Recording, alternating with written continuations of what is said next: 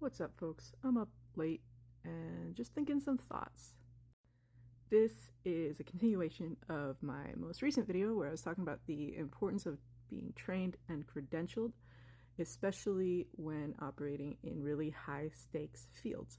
For example, I used to be a mortgage banker.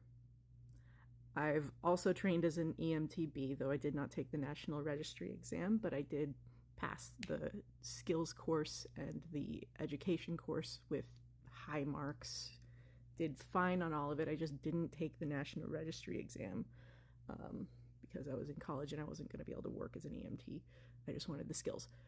So I've held multiple professional licenses working around pharmaceuticals and in the mortgage industry. The NMLS test is a 40% pass rate, and I passed it with flying colors. Everything that we did at the place where I was a banker was ranked publicly within the company, and I was consistently at the top of my seniority level. They sent out an email every morning where you could see where you stood. That's just high level. That's how it is. It's competitive. You got to deal with it, be embarrassed, and move on and keep selling, right? But here's the thing. When I was a mortgage banker, really all I'm doing is the initial conversation between my company and my client. I'm the middleman. I'm getting them connected to the right resources, and I'm just helping them fill out the application. In order to do that, now, just so I no longer possess my NMLS license. I do not want to misrepresent myself. I also no longer possess my CPHT. And again, I was never National Registry EMT. I just did all the training. But the point is, in that you learn, the point of the National Registry as well. And so as a mortgage banker, I had to be licensed in every state I operated. I held 10 state licenses, and that's because every state had different laws, and I had to do continuing education for each of the 10 states for a certain number of hours every year, just to maintain my license. Okay. And so I had to be familiar with the laws. I had to be familiar with changes in those laws.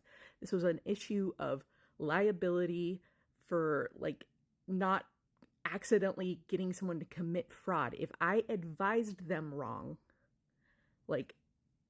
and that led, or if I didn't vet their story properly when they're telling me the story of how their money is used through their tax returns, through their credit report, and if I'm not realizing that there's occupancy fraud or something like that going on, and I pass that person through the application process, that's part of what my licensure is for. And all I am is the middleman, just initiating the conversation between them and the company for whom I worked. Just the middleman as a mortgage banker. And there was still 3 months of training just to get prepared for the the NMLS license. And then on top of that, I had to learn the individual state laws for the 10 states in which I operated. And so the point of that is all I was the middleman. And I still had to go and get credentialed just to have that introductory conversation and pass them along to the right people and get them to start sending their paperwork into the underwriter and start communicating with my company for the purpose of getting their mortgage.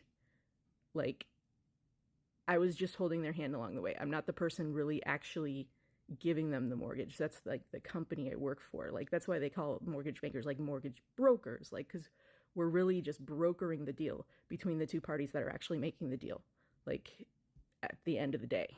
So I bring that up because hey, that still required extensive training, and there was still hefty legal liability on my shoulders. And I had to make sure I knew what I was doing, because the stakes are really high. Your house, your mortgage, is one of the biggest purchases you make in your life. And it's a huge thing if you mess that up for someone.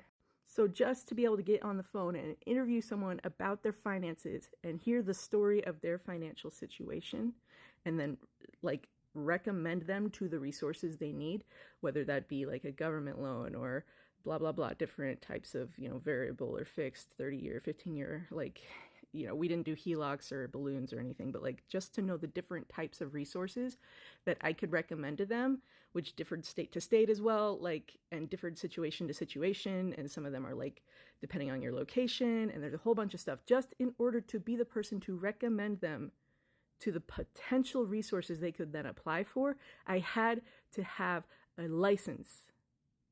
That was in their best interest. That was in my best interest for legal stuff being covered. And it gave them something to report me to for accountability if I was negligent or broke a law or gave them bad advice, etc. Like, if I was just your buddy and I wasn't working for a bank and I want to advise you on your mortgage, that's just two friends having a conversation, right? But I'm not like taking you through an application process and brokering you into rates that are offered by a company. Like, I'm just your buddy that you're running ideas by. Same with other situations where it's like, like two friends can process stuff and have a conversation about like heavy life stuff. And that's not breaking the law. But as soon as I start calling myself a therapist and like working for like a place that's presenting itself as therapy, like we all have issues with someone that was doing that, and it gets into a real funky gray area with the law with that person who was doing that, right? Like, we trusted the leaders at an organization we were at to be able to walk us through certain pastoral issues. We trusted them to refer people to the right legal outcomes. And there's a whole year behind us of a mess because those people didn't handle how they received a victim's story correctly. They didn't get them to the right resources. They were people who may or may not have good intent, depending on who you're talking about. But at the end of the day, their outcome produced harm in someone's life because they didn't know what they didn't know, and they were operating in waters deeper than they knew how to navigate safely. And that's one thing if you're out there alone just for your own fun and risking only your life. But if you're piloting a boat with other people in it, you're liable for their safety if you're deciding to take that boat out in that water you do not know how to navigate. If it gets choppy or anything happens, what happens to those people is on you. Not just your conscience, but like potentially with legal ramifications. The moment you set up a charter boat, like 3-hour tour, you take passengers and you say, I'm going to be your guide. What happens to those people is your liability. It's on you. And you better make sure that you know those waters. You know how to pilot your boat. You know how to do it in all weather. Like, you are taking people's safety into your care.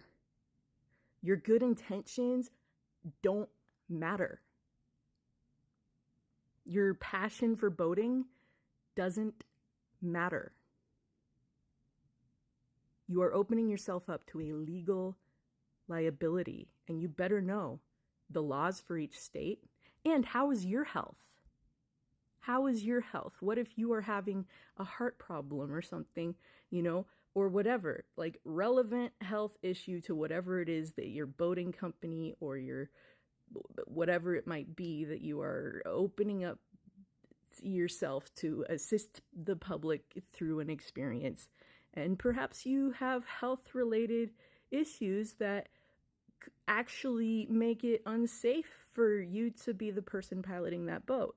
Like, you have to consider these things, or you are putting people willfully at risk, or putting yourself willfully at risk. Like, anyways, these are just some food for thought, some stuff I'm thinking of in the middle of the night here. Because there's a lot of volunteer, well-intended stuff coming out of this mess that we've been in for the past year. We're used to like wanting to jump in and get our hands busy trying to do good. That's what we got us to join a missions organization in the first place. But that missions organization hurt a lot of people because it was people who didn't know what they were doing, who thought their good intent could cover for the places where they didn't know what they didn't know. And they thought a little bit of training was enough for things that really needed a lot more knowledge and expertise. So just weigh that with care, please. More to come.